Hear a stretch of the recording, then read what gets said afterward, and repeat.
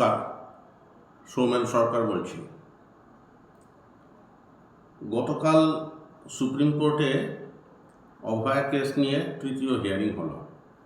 এর আগে 20th August এবং 22nd অগস্ট দুটো হিয়ারিং হয়েছে এবং প্রথম যেভাবে হিয়ারিং হওয়া শুরু হয়েছিল তাতে মনে হয়েছিল যে আজকে এই রেকর্ডিংয়ের দিন অর্থাৎ কিনা 10th সেপ্টেম্বরের মধ্যে আরও বেশ কয়েকটা হিয়ারিং হয়ে যাবে, কিন্তু দেখা গেল যে তারপরে মাত্র একটি হিয়ারিং হয়েছে। এই যে এক একটা হিয়ারিংয়ের মধ্যে যে পার্থক্য, মানে সময়ের যে তফাৎ, এটা কিন্তু সাধারণ মানুষের পক্ষে বেশ কঠিন অপেক্ষা করা যে কি হয়। কারণ ব্যাপারটা হচ্ছে যে ইস্যুতে আজকে গোটা রাজ্য, দেশ, এমনকি বিদেশেরও বহু জায়গায় যে উদ্বেলিত, তার বিচার প্রক্রিয়া যত সম্ভব দ্রুত হলে মানুষের মধ্যে অন্তত একটা আস্থা ফিরে আসে। কাজেই যে দ্রুততায় শুনানি হওয়ার কথা ছিল সেটা না হওয়াতে অনেকেই হয়তো একটু আশাহত। আর দ্বিতীয় কথা হচ্ছে যে সবাই যে আইন বোঝেন বা আমিও যে আইন বুঝি, ব্যাপারটা মোটেই তা নয়, কিন্তু একটা এক্সপেকটেশন তো থাকে। সবাই হয়তো ভাবছেন যে আচ্ছা, এই যে এত ভালো বা এরকম একটা মূল্যবান প্রাণ যে ঝরে গেল, তার বদলে যে বিচার প্রক্রিয়া সেটা কতটা এগুলো, প্রগ্রেস কতটা হলো, তদন্তে কোনো ঢিলেমি হচ্ছে কিনা, বা অন্য কোথাও কোনো জায়গাতে কোনো রকম ঢাকা চাপার ব্যাপার আছে কিনা, বা হলে যারা দোষী তাদের শাস্তির জন্য কি ব্যবস্থা নেওয়া হচ্ছে, এসবই তো হচ্ছে মানুষের স্বাভাবিক কৌতূহল এবং আশা। এখন এটা নিশ্চিতভাবেই সত্যি যে সুপ্রিম কোর্ট বা হাইকোর্টে কিন্তু প্রাথমিক বিচারটা হবে না। তারা বড়জোর তদন্তটাকে মনিটর করবেন, ঠিক পথে নিয়ে যাবেন, দ্রুতভাবে যাতে এই তদন্তটা গতিপ্রাপ্ত হয়ে এটা লজিক্যাল কনক্লুশনে পৌঁছে যায়, সেটাই।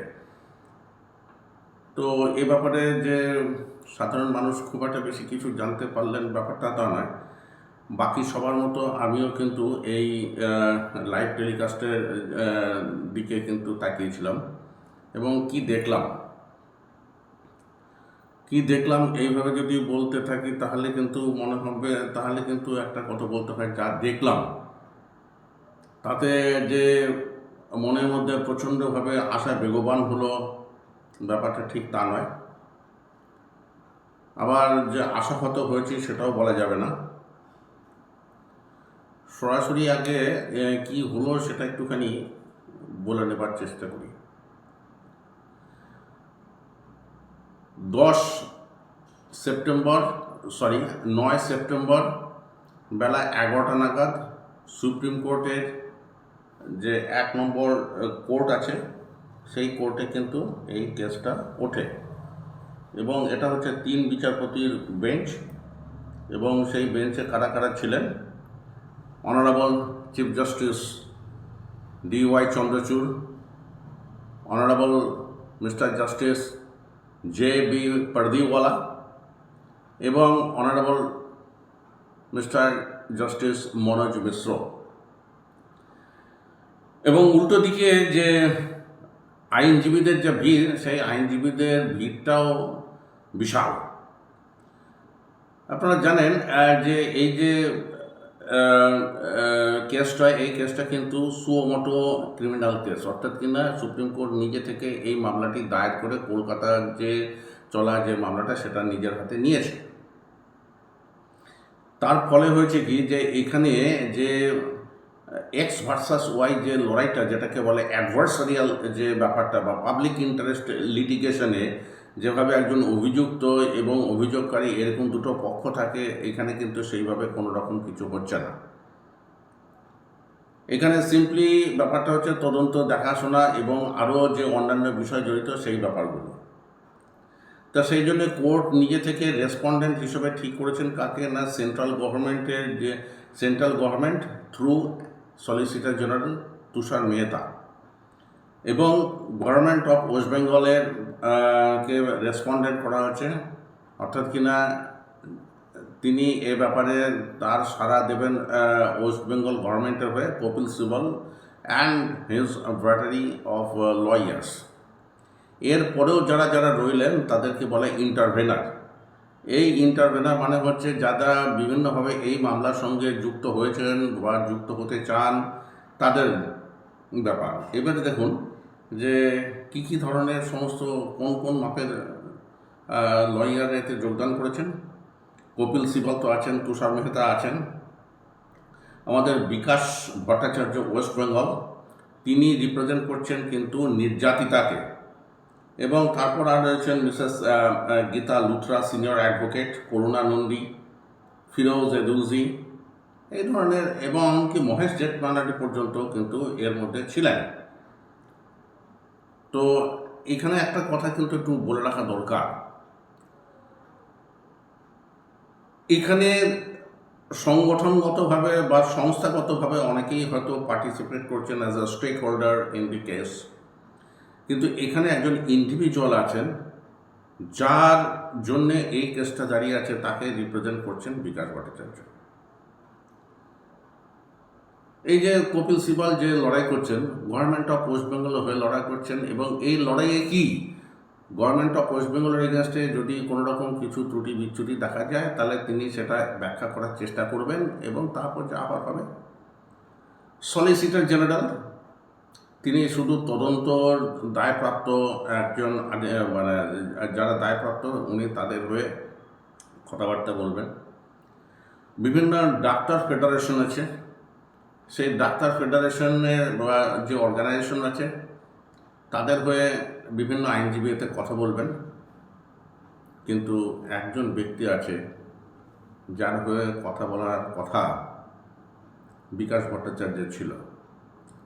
এখন এই যে সলিসিটর জেনারেল, তাকে যা রিপোর্ট দেওয়া হচ্ছে তিনি সেটাই রিপোর্টটা দিচ্ছেন, তার সঙ্গে হয়তো কিছু আইনি ব্যাখ্যা দিচ্ছেন। কিন্তু এই কেসটাতে তার তো কোনো স্টেক নাই, এরকম মানে গোটা দেশের সমস্ত রকম কেসই কিন্তু এই সলিসিটর জেনারেলের যেখানে যেখানে রোল আছে বা কেন্দ্রীয় সরকার আছে সেখানে আছে। কাজে এই কেসটার জন্য যে তার বিশেষ কোনো রকম কিছু ব্যাপার আছে তা না। কপিল সিবাল তিনিও তাই, তাকে তিনি যা তথ্যই দিন সেই তথ্যগুলো এখানে দেওয়া হচ্ছে, এবং সেটা কোর্টের কাছে কতটা গ্রহণযোগ্য বা নয় তা তো সেটা কোর্ট ঠিক করবে। কিন্তু আসল যে ইন্ডিভিজুয়াল যে ক্ষতিগ্রস্ত বিকাশ ভট্টাচার্য তাকেই রিপ্রেজেন্ট করছেন, কিন্তু গত 3টে যে হিয়ারিং দেখেছি তাতে বিকাশ ভট্টাচার্যকে কোনো কথা বলতে শোনা যায়নি। বরং কিনা কলকাতা থেকে একজন গেছেন লয়ার ফিরোজ এদুলজি, তিনি অনেক মারাত্মক মারাত্মক সমস্ত ইস্যু তুলে ধরেছেন, যার ফলে এই যে কালকে যে হিয়ারিং হয়েছে তার বেশিরভাগ সময়টা কিন্তু তার তোলা যে ইস্যুতেই কিন্তু ব্যাপারটা বা আলোচনাটা হয়েছে। বিকাশবাবু কী করলেন জানি না, সারাক্ষণ চুপচাপ।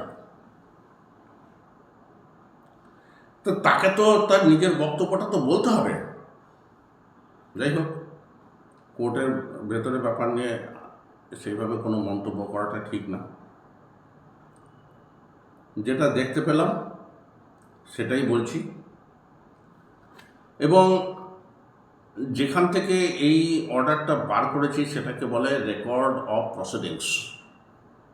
সুপ্রিম কোর্টের ওয়েবসাইটেই এটা পাওয়া যায়। রেকর্ড অফ প্রসিডিংস মানে সেই দিনের যেটা হলো, এবং সেই দিনের ঘটনা, সেই দিনের যে ডেভেলপমেন্ট হলো বা রিপোর্টিং হলো তার বেসিসে যদি বিচারকরা মনে করেন কোনো নতুন অর্ডার দেওয়ার আছে, থাকেই একটা শুনানির পরে তো একটা তো অর্ডার তো থাকেই, সেটা দেওয়া, অর্থাৎ কিনা একটা ব্যাকগ্রাউন্ড বলে দেওয়া যে এই ডেভেলপমেন্ট হলো আগের হিয়ারিংয়ের পর, এবং তার পরিপ্রেক্ষিতে এই অর্ডার দেওয়া হলো।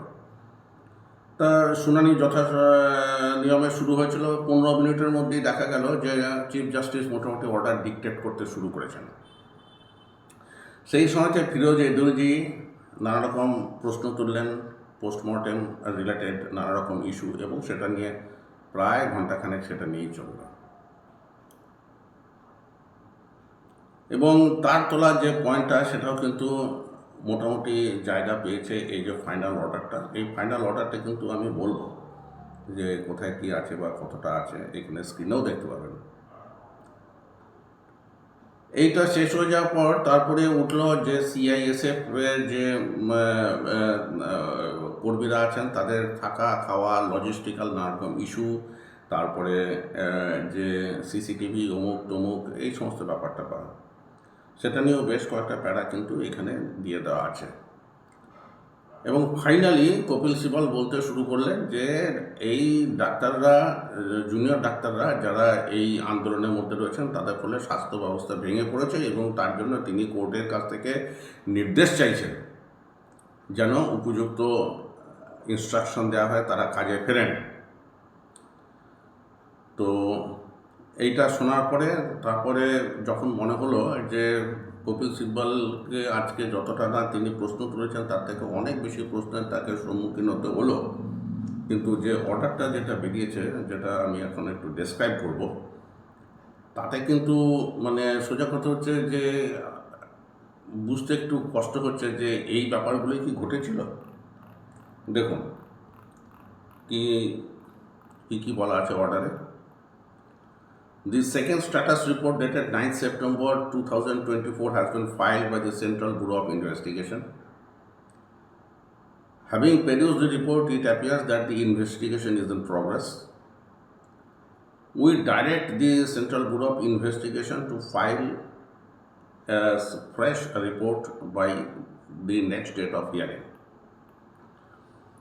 তদন্ত সংক্রান্ত ব্যাপারটা এই তিনটে প্যারা তিনটে লাইনে কিন্তু উল্লেখ করা হয়ে গেল। তারপর 4 থেকে যে 7 নম্বর প্যারা সেটা কিন্তু আছে এই সিআরপিএফে কাকে কোথায় কি অ্যাকোমোডেশন দেওয়া হয়েছে বা না হয়েছে। শোনা গিয়েছিল নাকি যে সেন্ট্রাল গভর্নমেন্ট থেকে অভিযোগ করা হয়েছে যে কোর্টের অর্ডার মেনে তাদেরকে লজিস্টিক্যাল সাপোর্ট ঠিক মতো দেওয়া হচ্ছে কিনা, কিন্তু এখানে দেখা গেল যে কবে কি দেওয়া হয়েছে না দেওয়া হয়েছে, সোজা কথা সিআইএসএফ রিলেটেড যে বিভিন্ন ইস্যুগুলো সেটাই কিন্তু এখানে দেওয়া হলো। 8 নম্বর প্যারাতে বলা হচ্ছে all social media post circulating the photographs of the dead body of the deceased shall forthwith be removed to ensure the privacy and dignity of the deceased. অর্থাৎ কিনা যে মৃত ব্যক্তির যে প্রাইভেসি এবং ডিগনিটি বজায় রাখার জন্য তার ছবি সমেত যে সমস্ত পোস্ট সোশ্যাল মিডিয়াতে আছে সেই ব্যাপার, সেই পোস্টগুলো কিন্তু সব মুছে ফেলতে হবে। তারপরে 9 থেকে যে 13 নম্বর যে ইস্যুটা, 9 থেকে 13 নম্বর ইস্যুটা সেটা হচ্ছিল এই পোস্টমর্টেম রিলেটেড যে ব্যাপার, যেটা তুলেছেন ফিরোজ এদুলজি, যে এইখানে এসওপি অর্থাৎ স্ট্যান্ডার্ড অপারেটিং প্রসিডিওর এটা ভায়োলেশন হয়েছে এবং সেটা অন রেকর্ডে চলে এসছে। মোটামুটি কিছুটা ডেসক্রাইব করা আছে। তারপর শুরু হলো কপিল সিবালের সাবমিশন যে ডাক্তাররা যেন কাজে ফেরেন, এবং এই ব্যাপারটাকে সব থেকে বেশি গুরুত্ব দিয়ে বিচারপতিরা এই ব্যাপারটাকে সব থেকে বেশি গুরুত্ব দিয়ে সব থেকে স্পেস দিয়ে 12 পাতার যে রায় তার মধ্যে অন্তত 6-7টা প্যারা শুধু এটার উপরে তিনি ব্যয় করেছেন, 14 থেকে 18, এবং তাতে বলেছেন যে ডাক্তাররা অতি অবশ্যই তাদের সিকিউরিটির ব্যবস্থা করতে হবে, কিন্তু তাদেরও একটা সোশ্যাল অব্লিগেশন বা ডিউটি অব্লিগেশন আছে এবং সেটা ফুলফিল করার জন্য মোটামুটি বলে ডেডলাইন বেঁধে দিলেন যে 10 সেপ্টেম্বর বিকেল 5টার মধ্যে তাদেরকে কাজে যোগদান করতে হবে, এবং যোগদান না করলে যদি কোনো রকম ডিসিপ্লিনারি অ্যাকশন হয় সেক্ষেত্রে কোর্ট কিন্তু আর ইন্টারফেয়ার করতে পারবে না। অর্থাৎ কিনা পরোক্ষে একটা ডেডলাইন কিন্তু তাদেরকে দিয়ে দেওয়া হলো। আর 19 নম্বর প্যারা যেটা আছে, 19 নম্বর প্যারাতে যখন কপিল সিব্বালের যেখানে অনেক কিছু এক্সপ্লেন করার কথা সেখানে দেখা যাচ্ছে যে Kapil Sibal is given a higher pedestal. Mr. Kapil Sibal, senior counsel appearing on behalf of the state of West Bengal, states that no action including punitive transfer shall be taken. কোনো শাস্তিমূলক ব্যবস্থা নেওয়া হবে না against doctors who return to work in terms of the direction stipulated above. অর্থাৎ এখানে বিচারপতিরা যে সময় বেঁধে দিয়েছেন তার মধ্যে যদি কোনো ডাক্তারবাবু, যে সমস্ত ডাক্তাররা কাজে যোগদান করবেন তাদের এগেন্সটে কোনো রকম শাস্তিমূলক ব্যবস্থা গ্রহণ করা হবে না। এটাই হচ্ছে গতকাল 9 সেপ্টেম্বর যে হিয়ারিংটা হলো তার নির্যাস এবং অর্ডারের সারাংশ। নির্যাতিতার যে ব্যাপারটা, সে ব্যাপারে এখানে কোনো রকম আলোচনা তো দেখলাম না, শুধু বুঝলাম যে সিবিআই এনকোয়ারি করছে এবং তাদেরকে এনকোয়ারি চালিয়ে যেতে বলা হয়েছে এবং তাদেরকে আরও একটা আপ টু ডেট রিপোর্ট দিতে বলা হয়েছে। এর বাইরে কিন্তু আর জানা গেল না।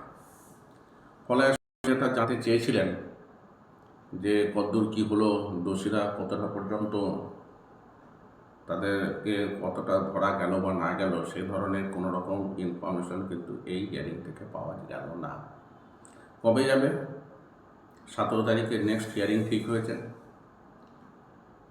যদি তার মধ্যে কোনো ব্রেক থ্রু হয়, যদি বলে যে হ্যাঁ এরা দোষী, এইভাবে দোষী, বা এরা সাক্ষ্য প্রমাণ লোপাট করার চেষ্টা করেছে, তাহলে হয়তো জানতে পারবো, নাহলে আরও অপেক্ষা। নমস্কার।